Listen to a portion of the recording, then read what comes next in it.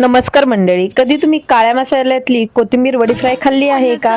जर नसेल ट्राय केली तर ही रेसिपी नक्की ट्राय करा.